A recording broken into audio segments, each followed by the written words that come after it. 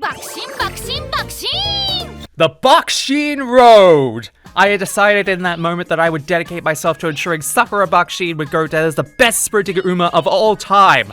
I dedicated myself to putting everything I had learned from vodka and dye was run into the Bakushin Road and ensuring she would dominate every race, and I absolutely failed in my first 2 runs with Bakushin.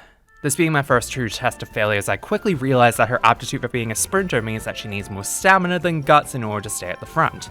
I resolved to learn better to hone my skills for the Bakushin Road ahead, and turned my attention to a girl I had picked up during my first gacha pull, Nice Nature.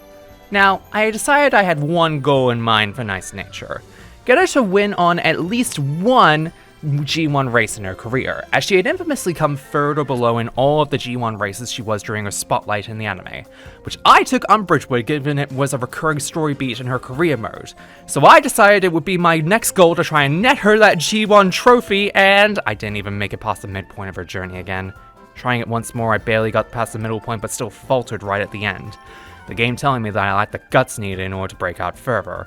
Crestfallen and getting frustrated by my own ineptitude, I turned back to the original thing that got me winning, the starter goals. It was then I got back on track with a run with Goldship as my Uma instead, thinking I could try and get her to Eden as she had declared in her career story arc.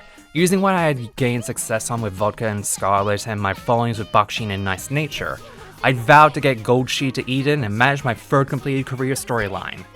And while I was able to get close to the end of her run, I began faltering at 3rd place wins at the Kikuwa show, in which not even resetting the clock was enough to appease RNGesus in order to let me win with her. Once again being told my stats weren't good enough to get above 4th place when I should have been getting at least 3rd place instead.